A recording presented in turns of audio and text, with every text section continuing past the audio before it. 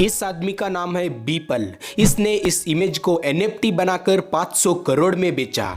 Twitter के पहले CEO and को फाउंडर जैक डॉर्सी, उसने ट्विटर पर किया हुआ फर्स्ट ट्वीट का एनएफटी बनाकर 2.9 मिलियन यानी 21 करोड़ में बेचा। आखिर ये एनएफटी क्या होता है? एनएफटी का फुल फॉर्म है नॉन फंजिबल टोकन। फर्स्ट इसी को ही ब्रेक डाउन करते हैं। फंजिबल का मतलब है रिप्लेसेबल और इंटरचेंजेबल, मतलब किसी प्रोडक्ट दूसरे प्रोडक्ट के साथ रिप्लेस किया जा सकता है और यूनिक भी नहीं है। उस प्रोडक्ट को हम फंजिबल कह सकते हैं। फॉर एग्जाम्पल, आपके सामने 3 पानी का बॉटल्स है, तीनों सेम ब्रांड के हैं और तीनों में बराबर पानी है। आपको किसी एक बॉटल लेना है तो आप कौन सा भी ले सकते हो। आप ये ले सकते हो या फिर ए ले सकते हो या फिर ए ले सकते हो। यानी ये बॉटल्स रिप्लेसेबल है और यूनिक भी नहीं है, क्योंकि ऐसे बॉटल्स दुनिया में करोड़ों है। ये होता है फंजिबल। और अब नॉन फंजिबल का मतलब नॉन इंटरचेंजेबल, नॉन रिप्लेसेबल और यूनिक। फॉर एग्जाम्पल, आपके सामने और एक बॉटल है और ऐसा बॉटल दुनिया में सिर्फ एक ही है। अब आप इस बॉटल को इन बाकी बॉटल्स के साथ रिप्लेस नहीं कर सकते, क्योंकि ये बॉटल यूनिक है। इसके जैसा दुनिया में कौन सी भी बॉटल नहीं है। एक रियल लाइफ एग्जांपल है मोनालिसा पेंटिंग।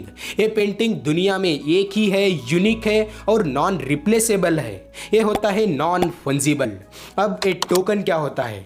आपका किसी भी एक नॉन फंजिबल प्रोडक्ट आपका फोटो हो सकता है, किसी आर्ट हो सकता है, वीडियो, सॉन्ग, कुछ भी हो सकता है। आपका उस यूनिक प्रोडक्ट को किसी भी एनएफटी मार्केट प्लेस पर रजिस्टर करने के बाद आपका एक टोकन जनरेट होता है। आप इसे सर्टिफिकेट की तरह भी समझ सकते हो। यानी बेसिकली ये आपका आर्ट है, आपने इसका एनएफटी बनाया, ये इंफॉर्मेशन ब्लॉकचेन में स्टोर होगा और अब आपको इस आर्ट का फुल ओनरशिप मिलेगा, क्योंकि आप इस आर्ट का ओनर हो। ये इंफॉर्मेशन ब्लॉकचेन में स्टोर होगा और ब्लॉकचेन में से डेटा डिलीट करना इम्पॉसिबल है। ये होता है नॉन फंजिबल टोकन। लेकिन एनएफटी का प्राइस इतना ज्यादा क्यों है? किसी भी प्रोडक्ट का प्राइस डिपेंड होता है उस प्रोडक्ट का प्रोडक्शन कॉस्ट, क्वालिटी, सप्लाई और डिमांड के ऊपर। किसी भी प्रोडक्ट का सप्लाई कम है, यानी नंबर ऑफ प्रोडक्ट्स कम है और खरीदने वाले बहुत है, तब उस प्रोडक्ट का प्राइस ज्यादा होगा। ऐसे ही एनएफटी में किसी भी एनएफटी का सप्लाई कम ही नहीं, दुनिया में सिर्फ एक ही होता है और उसको खरीदने वाले बहुत है, इसलिए प्राइस ज़्यादा होता है। और एक बात, किसी भी इमेज का एक ही नहीं, बहुत ज़्यादा एनएफटी कर सकते हैं, लेकिन ओनर एक ही होगा, बट नंबर ऑफ एनएफटी बहुत है तो उतना वैल्यू भी नहीं मिलेगा। आखिर एनएफटी क्यों खरीदते हैं? ये मेरा ओपिनियन है कि एनएफटी खरीदने वालों में खरीदने के बाद एक फीलिंग आता है कि मैं इसका ओनर हूँ और ये दुनिया में एक ही है और सिर्फ मेरे पास है। और कुछ लोग ट्रेडिंग करने के लिए भी खरीदते हैं, यानी कम प्राइस में खरीदो और ज़्यादा प्राइस में बेचो।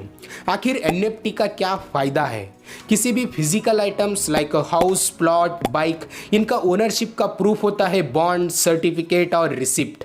इससे हमें ओनरशिप मिलता है। लेकिन कुछ digital products like art, photo, songs, इनका ओनरशिप का प्रूफ नहीं मिलता था और इन डिजिटल प्रोडक्ट्स का अच्छा वैल्यू भी नहीं मिलता था। लेकिन अब ओनर्स इन डिजिटल प्रोडक्ट्स को एनएफटी बनाकर ओनरशिप ले सकते हैं और इस एनएफटी को सेल भी कर सकते हैं और कोई भी एनएफटी को परचेस कर सकता है। और एनएफटी का डेटा ब्लॉकचेन में स्टोर होगा, इसलिए कि इस डेटा को डिलीट करना या फिर चेंज करना इम्पॉसिबल है, क्योंकि एक डिसेंट्रलाइज्ड सिस्टम है। आपको ब्लॉकचेन, डिसेंट्रलाइजेशन और वेब3 के बारे में जानना है तो ये राइट वाले वीडियो पर क्लिक करो। और ये वीडियो इन्फॉर्मेटिव लगा है तो वीडियो को जरूर लाइक करो। चैनल पर पहली बार है तो सब्सक्राइब करो और कुछ तो कमेंट करो। Thanks for watching.